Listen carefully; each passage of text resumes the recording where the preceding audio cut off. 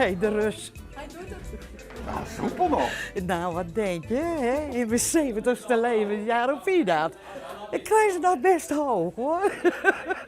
Maar waar ben je mee dwaande? Nou, kijk, het heet cabaret gewoon anders. En wij zijn voor 25 jaar terug begonnen.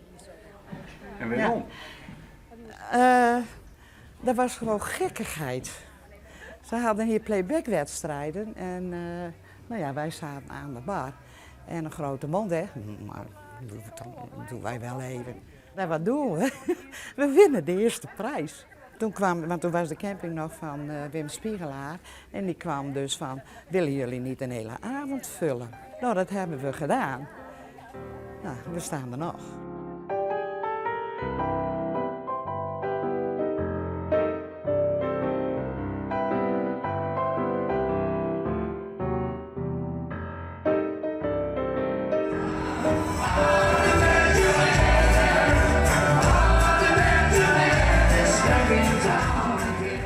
Mijn moeder en ik zijn 25 jaar terug begonnen, met mijn vader erbij. Die was toen nog de regisseur. Dat heeft mijn moeder overgenomen. En ik zit er nu bij, maar ook mijn dochter zit erbij. En mijn neefjes zitten erbij. Het is begonnen met allemaal vrouwen hier van de camping. En nu zijn er dan ook mannen bij. Chris ook? Chris heeft 1 keer meegedaan, maar Met een kap op. dat was ook de eerste en de laatste keer. Wie de Die beul? wou- Wie de beul met een kap op? Angela was een jaar of 3, geloof ik.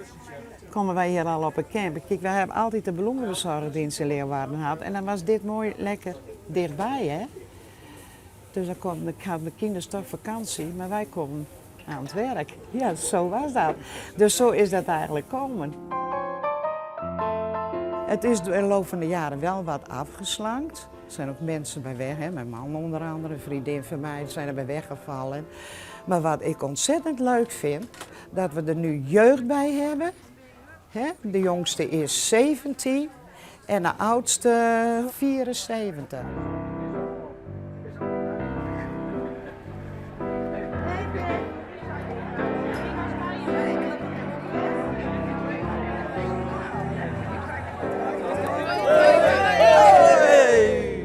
Nou, de tegenaan. Soms moet je streng wezen, soms dan moet je even op de... Hè? Maar ik denk niet dat ik streng, jongens, nee hè? Oh.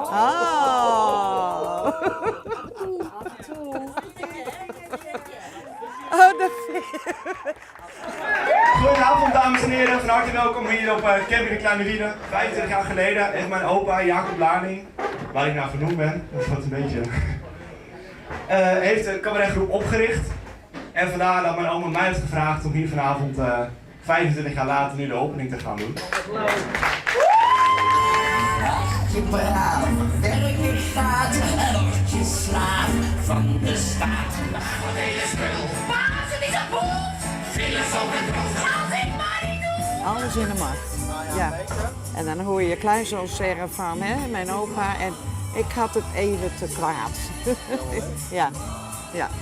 Dus er even bij werken. Ik denk, ja, dat doet je wat. Ja.